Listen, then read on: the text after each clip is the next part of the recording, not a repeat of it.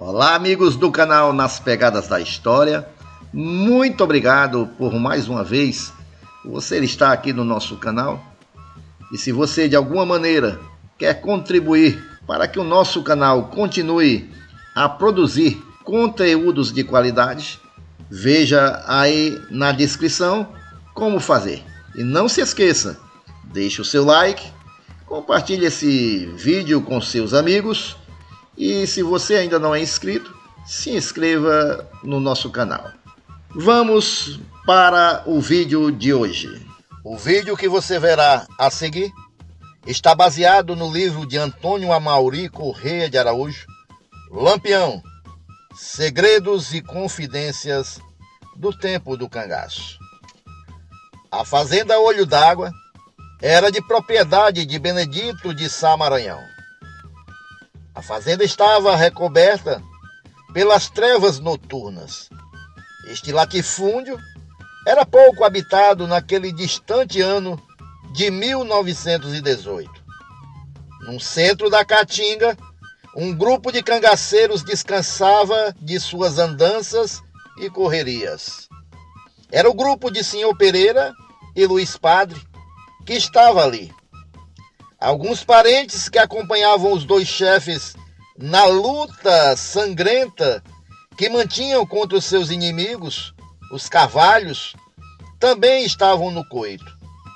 Além da parentela presente, encontravam-se ali alguns dos cabras que os acompanhavam na vedeta infindável.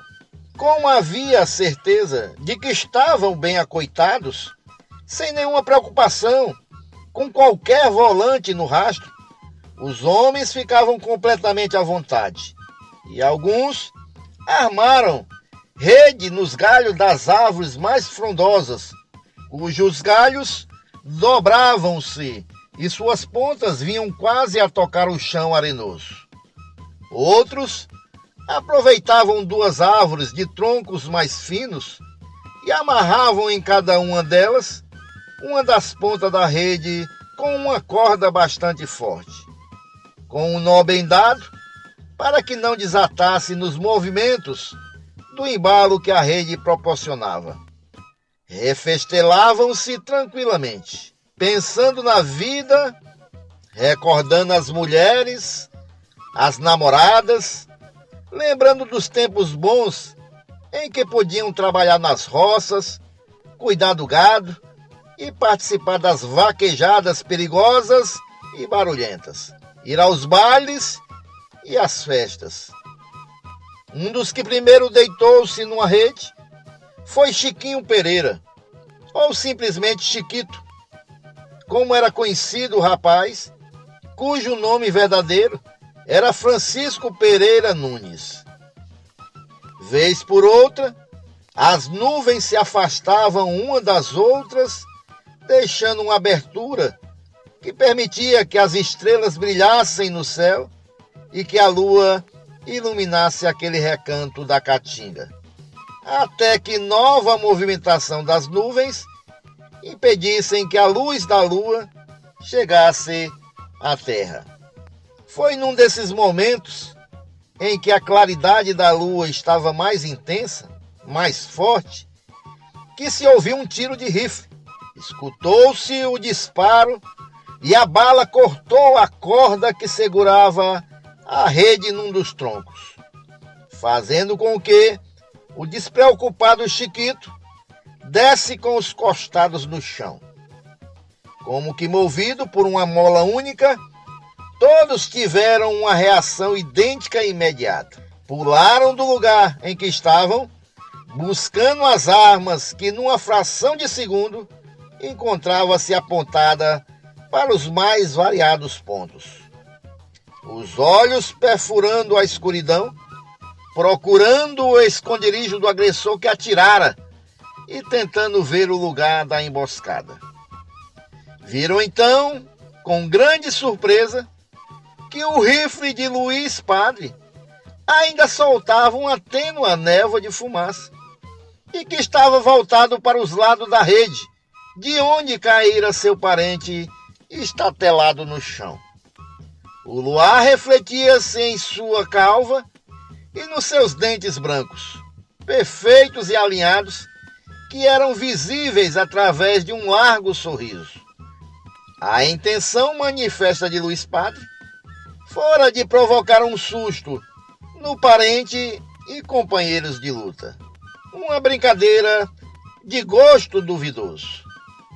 A reação entre os parentes foi de condenação total à brincadeira que fora perigosa, inconveniente, e no mesmo instante iniciaram uma discussão acalorada e barulhenta que quase degenera em conflito mais sério entre os que condenavam o gesto de Luiz Padre e os que, tendo o senhor Pereira à frente, tentavam dar outras cores e outros sentidos ao incidente desagradável.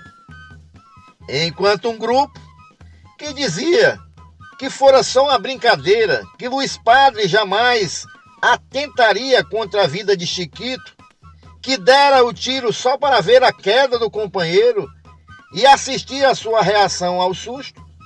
O outro lado argumentava que isso não era maneira de se divertir, que colocara em risco a vida do parente. Diziam ainda da possibilidade de errar o alvo, já que era noite, e acertar qualquer outro dos parentes no local. Discutiram muito e cada vez a polêmica se tornava mais azeda e mais violenta. Tomaram partido do lado do alvo da brincadeira o citado Chiquito, Francisco Pereira Nunes, os seguintes elementos: Teotônio Pereira Nunes, vulgarmente conhecido por Teotônio do Silveira, Luiz Pereira Nunes, ou Luiz Pereira de Souza, vulgo Luiz do Triângulo, Cícero de Chiquito e Cândido da Barra Nova. Quando a discussão estava ameaçando degenerar um conflito armado, senhor Pereira conseguiu apaziguar os ânimos. Em parte, deitaram-se os dois grupos separados para dormirem e refrear os ânimos exaltados. Mal o dia clareou, os 5 confabularam rapidamente e comunicaram ao chefe senhor Pereira a decisão de abandonar o grupo. Foi uma perda tremenda para o bando de senhor Pereira, pois os 5 que saíram eram reconhecidamente corajosos, valentes e guerreiros destemidos.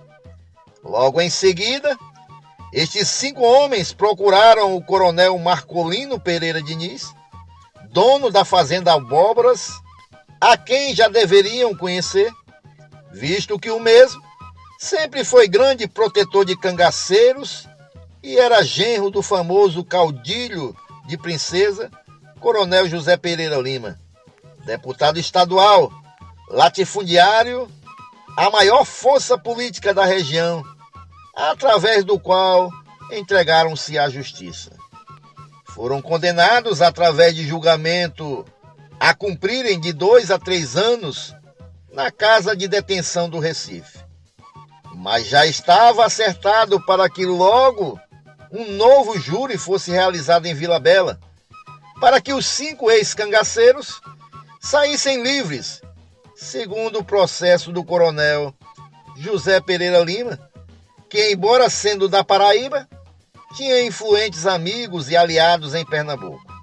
Quando chegou a data do novo julgamento, os 5 prisioneiros tiveram que viajar do Recife para Vila Bela sob escolta, e havia fundado receio entre os mesmos de que seriam assassinados durante o percurso de Rio Branco a Vila Bela, hoje Serra Talhada. É que até o Rio Branco iriam de trem. E como essa cidade era terminal de via férrea, teriam que seguir viagem em montarias.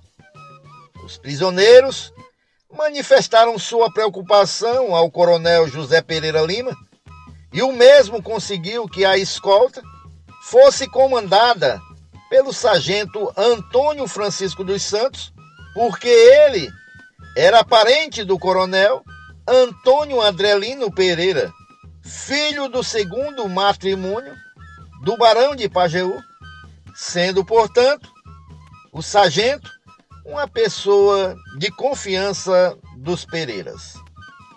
Assim viajaram. Quando iniciaram o trajeto que vai de Rio Branco até Custódia, um componente da escolta, o também sargento Duval, quis fuzilar os presos, no que foi impedido pelo sargento Antônio Francisco dos Santos, que disse: "Eu não admito que isso aconteça. Ora, são um bando de cangaceiros, de bandidos. Tem que morrer mesmo", disse o sargento Duval. "Sou responsável pelos presos. Vão ser entregues vivos", respondeu o sargento Antônio.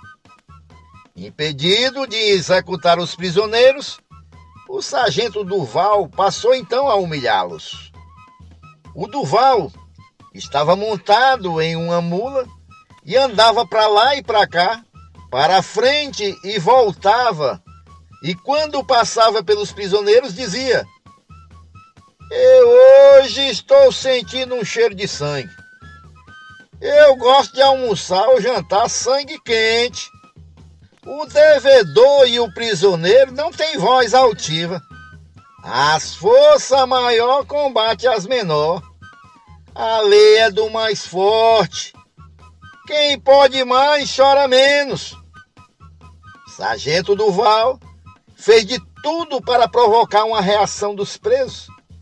Ele queria um pretexto para justificar a morte dos prisioneiros, que se mantinham calados e firmes no propósito de não responderem a nada. Por fim, chegaram à Custódia. Ali encontraram o capitão Teófanes Ferraz Torres, que assumiu o comando da escolta. Depois de viajarem várias horas, foram surpreendidos pelo chegar da noite, quando estavam em São João dos Leites, e diante da impossibilidade de prosseguirem, o capitão Teófanes pediu pousada por aquela noite ao fazendeiro José Josino. Foram bem recebidos no meio mais tradicional, estilo sertanejo, comeram e conversaram por algum tempo. Na hora do repouso, tendo sido preparadas as redes para os oficiais e soldados, o fazendeiro José Josino perguntou ao capitão Teófanes: "Capitão, posso mandar trazer umas redes para os prisioneiros poderem dormir?" "Não precisa não. Eles vão dormir no chão mesmo", respondeu o comandante da escolta. José Josino ficou penalizado com a situação dos presos, mas não pôde fazer nada para que os mesmos tivessem algum conforto na hora de dormir. Prisioneiros ficaram num estado de revolta com o capitão Teófanes. Teotônio do Silveira, à noite, vendo que todos dormiam, cutucou Luiz Pereira Nunes, mais conhecido por Luiz do Triângulo, tendo o mesmo acordado imediatamente e perguntado baixinho: "Que é, Teotônio?" Teotônio respondeu também, mal sussurrando: "Todos estão dormindo. Vamos fugir? Nada disso. Quem aguentou até aqui, aguenta mais um pouco. Não vamos fazer a besteira de fugir, não", disse Luiz. Teotônio ainda tentou argumentar: "Os nossos inimigos vão tentar alguma coisa contra nós. Estão de cima na política e a gente na cadeia. Não tem como se defender." Luiz ouviu, pensou um pouco e deu a sua decisão final dizendo: "Quem não quer sofrer, nasce morto. É melhor ter paciência." O diálogo mantido entre os dois presos terminou. Ficaram deitados no chão, esperando o romper da aurora para seguirem viagem. No dia seguinte, chegaram à Vila Bela. Muita gente esperando que os prisioneiros não chegassem com vida. Os casos de presos serem mortos durante tentativas de fuga eram inúmeros e incomuns. Foi com alegria e surpresa que o clã dos Pereiras assistiu à chegada dos parentes. Ficaram na cadeia de Vila Bela para alegria dos inimigos políticos ou pessoais dos Pereiras. O problema desse segundo júri dos 5 presos foi muito sério, porque os adversários da família estavam com as rédeas da política nas mãos e queriam a todo custo que os presos fossem condenados. Por outro lado, o prestígio do coronel José Pereira Lima, deputado estadual no vizinho estado da Paraíba, estava em jogo. Seu pedido envolvendo os Pessoas de Queiroz na questão deve ter sido o triunfo maior no julgamento que aconteceu então. Diante das evidências de que a sentença seria favorável ao livramento dos réus, em razão das negociações feitas nos bastidores, o chefe político capitalista, comprador de gado e de algodão, lojista, o coronel Cornélio Aureliano Soares Lima, resolveu deixar o município para não ter o desgosto de assistir o livramento daqueles que ele pretendia que continuassem presos. Foi ficar em Salgueiro, nos tempos em que acontecia o julgamento, e retornou após o mesmo. Dias após o término do julgamento, o Teotônio Pereira Nunes montou em um burro e foi visitar seus parentes. Quando chegou na fazenda Cacimba Nova, encontrou ali senhor Pereira com seu grupo de cangaceiros. Conversaram muito. Sempre que o nome de Teotônio surgia nas conversas que mantinha com qualquer pessoa, o senhor Pereira não regateava elogios à coragem e à valentia do mesmo. Admirava-o. E aqui é interessante lembrarmos que o sargento Durval, que quis fuzilar os 5 prisioneiros durante a viagem de Rio Branco, hoje Arco Verde, a Vila Bela, atual Serra Talhada, no ano de 1935, foi reformado pela polícia e passou a dar aulas para mais de 30 jovens em sua escola, que era conhecida na cidade de Vila Bela como a Marinha de Durval, pois só eram admitidos alunos do sexo masculino. Durval casou-se com uma mulher da família dos Inácios, gente ali mesmo da cidade, e depois acabou mudando-se para Triunfo.